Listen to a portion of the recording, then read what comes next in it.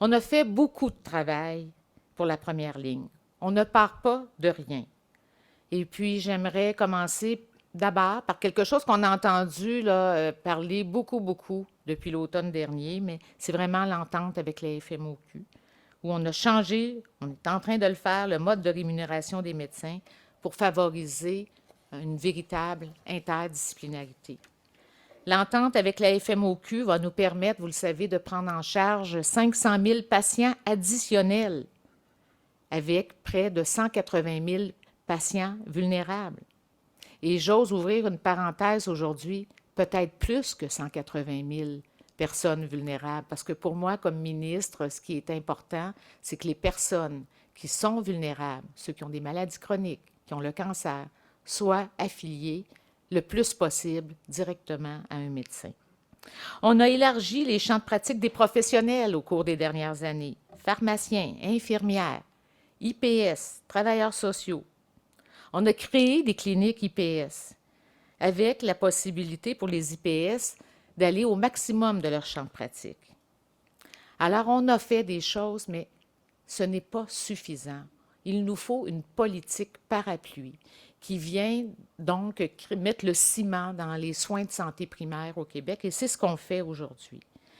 Notre vision pour cette grande politique, c'est une première ligne forte de proximité pour l'ensemble des Québécois, dont un meilleur accès, notamment par les CLSC, qui repose sur la force des équipes multidisciplinaires.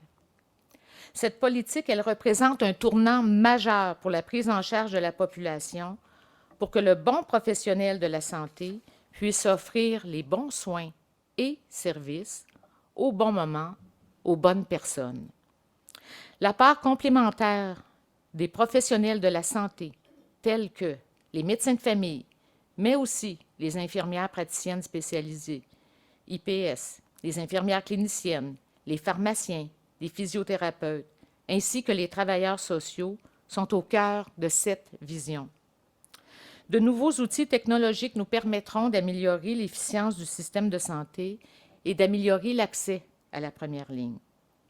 Cette politique vient ainsi consolider la transformation en profondeur du réseau de la santé entamé avec le plan santé en 2022. Alors, pour concrétiser notre vision d'une première ligne proche de la communauté, nous allons faire en sorte que les CLSC puissent redevenir une porte d'entrée physique pour l'accès en première ligne pour toutes les personnes qui en auront besoin.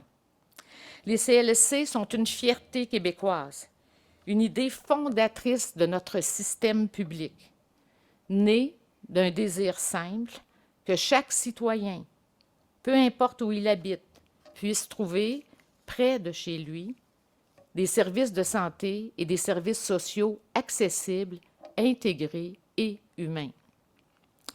Trop longtemps, les CLSC ont été dilués dans une architecture complexe. Nous avons aujourd'hui l'occasion de simplifier, clarifier et recentrer leur rôle afin d'offrir à chaque personne un point d'ancrage clair dans le système de santé. Le CLSC, ce n'est pas seulement un bâtiment, c'est un territoire, une responsabilité populationnelle, un lieu d'action enraciné dans la communauté. Aujourd'hui, il est temps de réaffirmer cette ambition.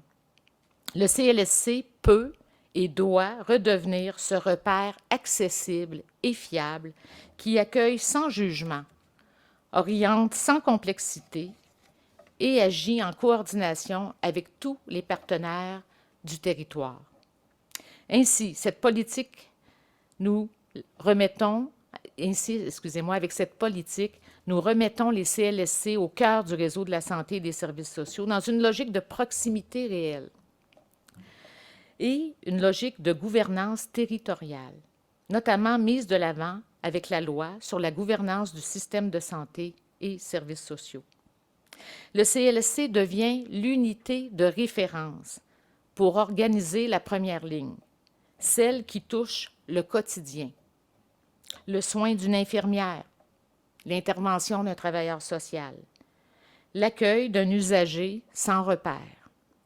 C'est un tournant majeur pour la première ligne au Québec et c'est aussi un geste de confiance envers les territoires, les établissements, les professionnels, les partenaires, les citoyens. On retrouve des CLSC partout au Québec.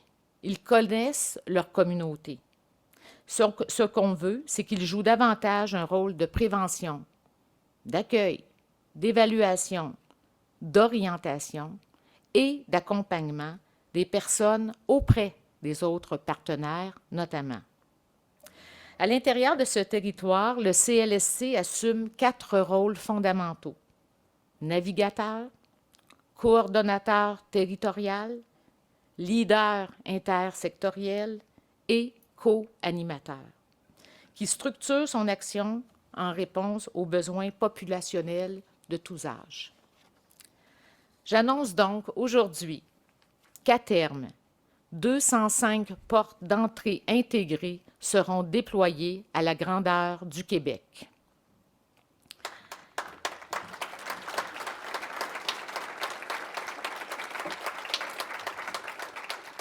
Actuellement, plusieurs dizaines de portes d'entrée intégrées sont actives au sein de 9 régions: Capitale-Nationale, Estrie, Montréal, Abitibi-Témiscamingue, Côte-Nord, Nord du Québec, Île-de-la-Madeleine, Laval, Lanaudière.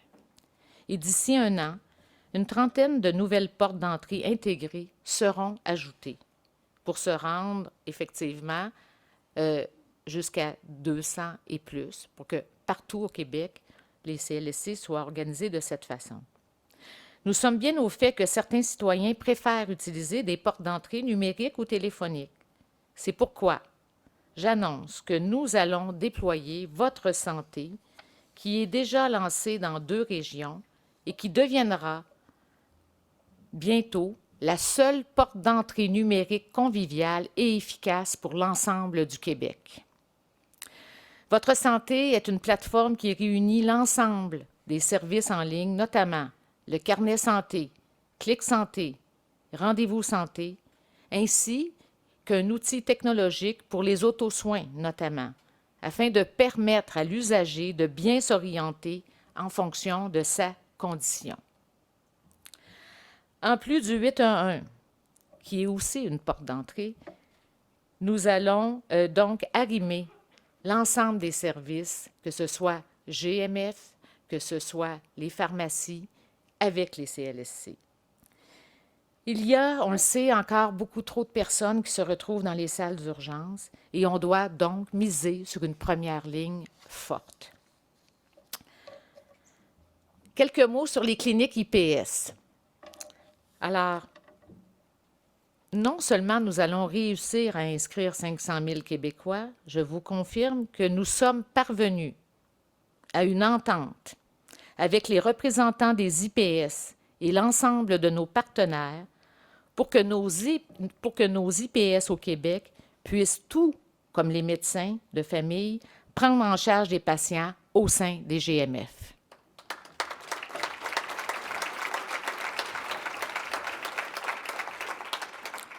Cette avancée majeure va nous permettre de dépasser nos objectifs au cours des prochains mois, ce qui est une excellente nouvelle. Les IPS sont capables de faire de la prise en charge. Elles ont été formées pour ça. Donc, c'est un groupe de professionnels qui va jouer un rôle clé dans la prise en charge des Québécois et des Québécoises.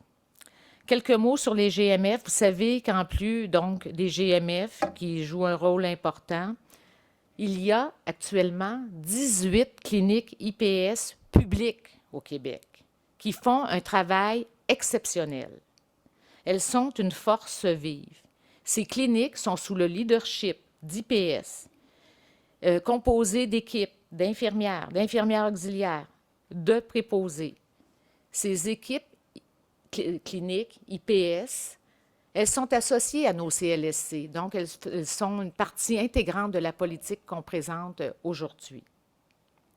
Notre gouvernement a beaucoup investi dans les IPS. Près de 2100 IPS au Québec ont été formés, près de 1500 exercent en première ligne.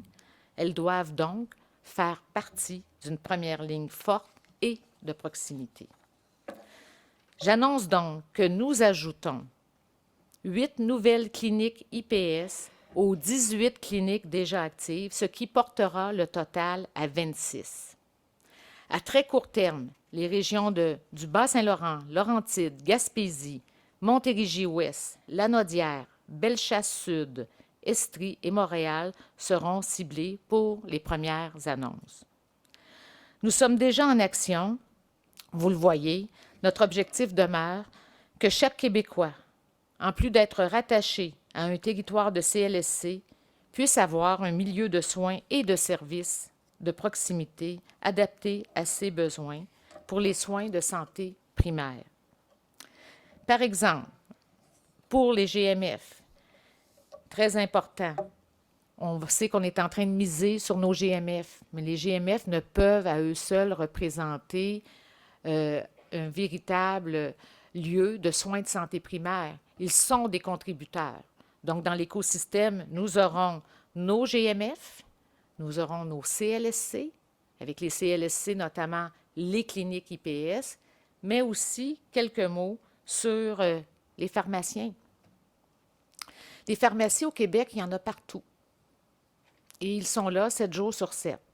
Ils ont développé une offre de services au fil des années qui est très importante pour les Québécois, Québécoises. Vous savez qu'on a travaillé très fort pour continuer d'élargir le champ de pratique des pharmaciens. Alors aujourd'hui, vous ne serez pas surpris qu'on va aussi miser dans cette vision de la première ligne pour avoir des pharmacies qui puissent aller de l'avant, puis peut-être suppléer à certaines situations, certains patients qui doivent se rendre de façon urgente pour des problèmes de santé primaires, doivent se rendre à l'urgence, pourraient très bien être pris en charge dans certaines pharmacies. Alors, on y travaille très, très fort pour le déploiement de cela. On est à la bonne place.